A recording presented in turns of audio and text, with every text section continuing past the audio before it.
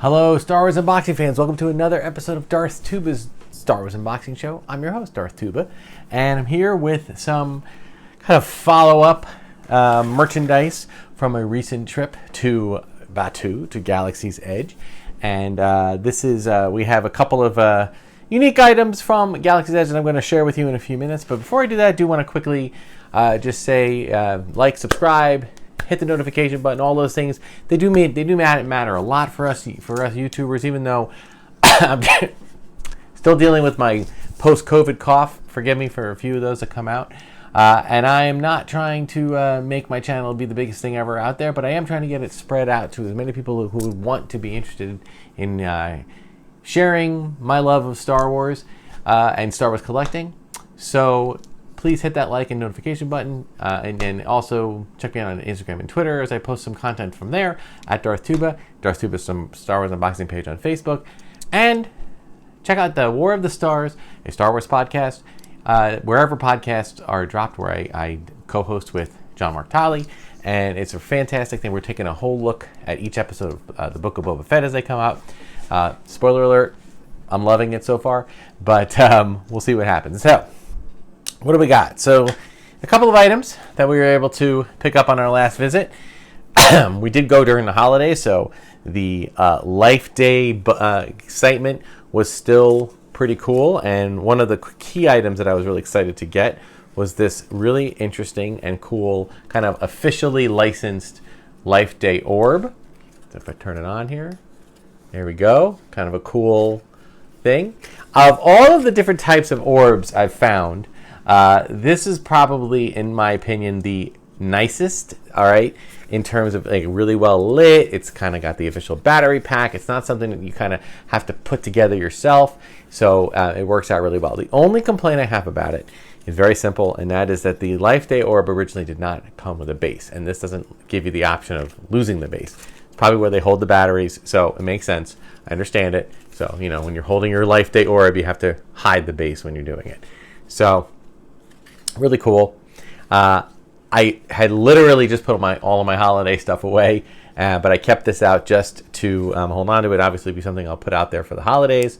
But until what I like about this, though, it also has a really kind of a different look when the light's off. I know the camera doesn't always give it the right look, but that's kind of a cool, like, different look than when it's off. But yet it still looks cool when it's off. So pretty neat. You might still be able to find them there. I'm not sure if they're going to hold them and continue to make them available post the holiday season. But they were there as of like the 28th, 29th of December. So we'll see. All right. So that's that one. Next up, we have this nifty wind up, these little droid kind of wind up figures that they have. I'll kind of set it up over here, see what we got. And I've said this in the past. Not a big deal, just a whoop. Ooh, they don't last long at all, man. Woof.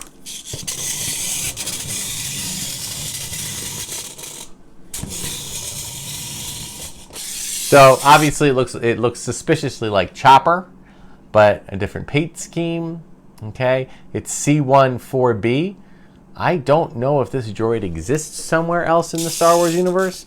Looking at its little card, it doesn't really give any specific information, just battery instructions. Okay, and it's about the size of a normal droid. I think it might really fall more into the Black Series size. So I kind of like it. I like these little wind-up things. I have kind of this nostalgic attachment to wind-up toys from Disney, because I remember my very first trip to Walt Disney World, I was 5, 6. So I really only have very, very distinct, pictures in my head. I don't have full-out memories. We didn't have any video cameras back then. This is 1976, kids. That was not film cameras was, Super 8 film was more common. And I just remember that all the gift shops had every character, Mickey, Minnie, Donald, Goofy, all little wind-up characters. And I remember I picked up a couple. My parents got me like 2 or 3 of them, and with the little legs that walk, And I just remember thinking that was really cool, and I wish I could have like a whole army of them, So I don't know. There's a nostalgic memory. So I when I see these, I try to pick at least a couple of them up. So that's that. And then I'm gonna save this. This is our droid, kind of a single droid action figure mystery crate, which I really liked, and I've seen some other unboxings, which I'll get to those. But speaking of droids, we got to talk about this. This is our Droid Depot droids, okay, which I really love. There is a scene or area right outside the Droid Depot in Galaxy's Edge where these droids are all kind of lined up, and they're kind of static. And I want to talk about this for a little bit because one of the complaints that many people have had about Galaxy's Edge, and I don't fall into the same camp of calling it a complaint. I do call it a disappointment, and it's something I hope that they can rectify as we evolve. But when you look at all the concept art of Galaxy's Edge, there was a lot of characters, right? There are a lot of different alien-looking creatures and droids and just characters walking around. And they did follow through on that for the most part. But the characters are basically, pre-pandemic, it was basically the, Kylo Ren, Rey, Chewie, Vimerati, which is a new character, some stormtroopers, some First Order stormtroopers, and some First Order officers, okay? And they would roam around and do their thing. And it was great, but I was really hoping to have the droids. A lot of people were like, I want to see Han Solo and Luke Skywalker, and it doesn't really fall into that time period. So I kind of understood that. I understood the reason why they couldn't do that, at least yet. But my disappointment was I would have loved to have seen more droids. And then I kind of took my lens back a little bit and realized that there are a lot of droids. They just don't have them mobile. They don't have droids running around. And that was the part that it disappointed me. But I understand to some degree, having built a droid, I understand part of the reason why that is.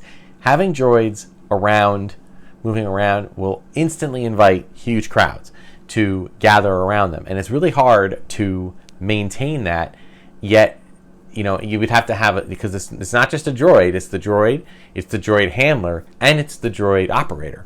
And that's a hard thing to have 3 people always around, or 2 people around, 2 cast members around for every 1 droid.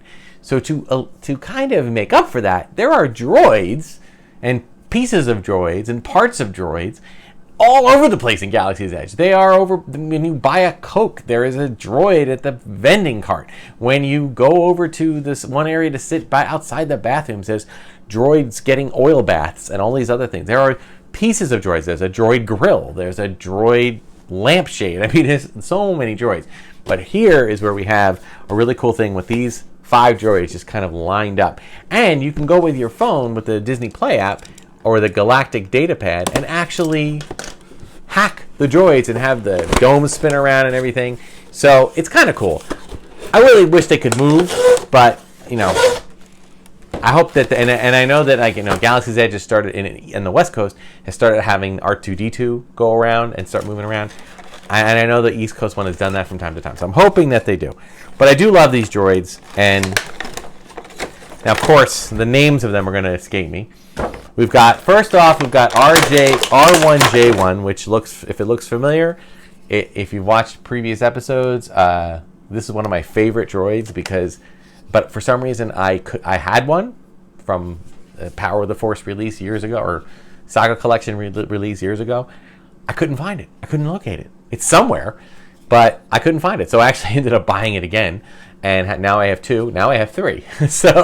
But I love these droids, so it's okay. So there he is in all of his. This is like the precursor to the R2 unit. This is the R1 unit, so kind of a cool thing. So let's see if I can put him on the box here, okay? Then we have the BR72. And if I'm not mistaken, this droid, first of all, he's kind of got a real, I don't know, to me he's got kind of a, what the heck is that, Fifth Element vibe to it. But I believe there's a Black Spire novel, and this droid is with Vimerati and actually helps tunnel out all of the tunnels. I think it's this droid. The way they described him in the book, it's a novel, so there's no pictures or anything, but I think that's the droid that he was. And that character, if you read, I recommend read Black Spire Outpost, or Black Spire. Great story. So, kind of a cool character to have there. And then the rest of these are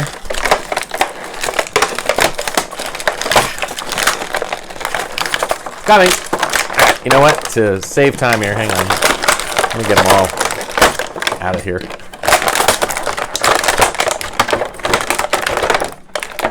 Wow, the power droid is...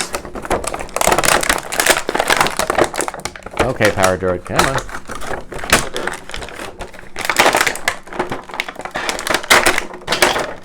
Whoops, piece of it came off. Oh, its leg came off. Oh, that's weird. Oh, that's easy enough. All right, whew. All right, so we've got L4R6. Okay, so this is one of those kind of pyramid-shaped head droids. All right, so again, these are all droids that you can find in Galaxy's Edge, which I kind of like that they're starting to make toys of them. This one is, now this is interesting. This droid looks like, no, thought it was backwards, but he wasn't. I was backwards. C2B9. Okay, another one. And the EG01 Power Droid. Now, what I love about this, I've been saying this since day one. I kept saying, Disney, you missed an opportunity. They're a power droid. Now, this one sits over by the droids, but you can actually find other power droids kind of in seating areas all around. And I said, Disney, you missed the opportunity. This is basically a walking battery in the stories, right?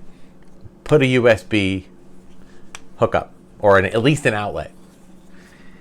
Well, I believe, at least in there's one example, and I got to find it, and I'll try to find it in my next trip.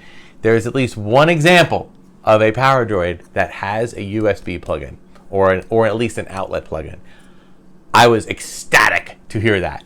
All right, just a minor little tiny thing, but such a cool little feature that they thought of. So there are 5 droids, and again, if you look at any pictures, just type in Droid Depot in Google, and you'll probably find the picture of it from the outside, and you can see these droids all sitting here. And now you can have your own little play versions of them. All right. Lastly, but not leastly, we have the Droid Factory Mystery Crate. Now, I made the mistake of only buying one of these. I honestly think there's going to be a run on those. I think there's going to be a lot of people interested. Or hopefully Disney's on top of it and they, make plenty. All right, now I do believe that these are really just the Build-A-Droid parts that they've put together. And if that's the case, my answer, some people complain about that. You're just recycling it. I think it's brilliant. Because for one thing, but just to say this is you do get this interesting little crate, okay? And it does have this kind of blue tint on it that almost serves like a hologram, okay? Which I think is really cool. But more importantly than that, it serves as a little stand and a little storage space for the droid you have. So if they just recycled old droid parts, I applaud them. I don't think it's bad at all. Okay, but I do think that with color schemes and whatnot, these droids, if I'm not mistaken, are also droids that are existing inside Galaxy's Edge, and I think specifically in the Droid Depot. Like if you actually look inside the Droid Depot, and by the way, you do not have to build a droid to go into the Droid Depot. You can walk in there and look. I mean, sometimes it's very crowded, but you can go in there and look, and there's all these droids. Some of them kind of in fully present, and sometimes in a very interesting thing to cut up in here. Come on, getting that plasticky. A little more. There it is. Good. You get these kind of droids that are existing inside of the depot, and you can actually. I think these are actual versions of those droids. So we have our little crate here. Let's open it up. Just comes in like that, and you get a little bag. Love that. Black bag. Can't really tell from the outside. It's truly a blind bag activity. And it looks like we have G4 S8 or 5.8, and it's in pieces. So we'll put our little droid together here. Got our legs. Okay, and another leg. And our little now, yeah, it's pretty much the same Build-A-Droid setup, okay, but it is in fact. Now, with the base, you see how it's got the 3 legs in there. You know, you can actually put them right in there. And it has a little, I mean, it's not something that you can, it's going to fall off if I tip it upside down, but it's a cool little way to store it. Now, I think you can place this on top like this. There you have a nice little display, okay? Or you can just store it inside. And when you store it inside, oh, let me do it the right way here. You can actually see, you know, almost looks like him through a hologram, or at least through a, you know, a clear way to be able to see the droid. And it's pretty secure in there. Now, you know, obviously if you shake it up enough, it's going to get a little weird, but you know, if you don't do much with it, it'll stay in there on the stand. Now, what I'll also point out, if you look closely, right in the center there, you see that there's a little circle there. That's a kind of an indentation there, right there. That is because sometimes some of these blind mystery boxes contain BB droid units. So, to me, that's a really cool little thing. If it's something that they're just trying to use old stock. Oh, and my favorite, well, not my favorite, but really cool thing is you have a little label, which I like because, yeah, you can actually, it comes off. I'll put the label on right now. Got to be careful doing this, but okay, it goes right here in the bottom. In fact, I'm going to use my little, let me just tape this here.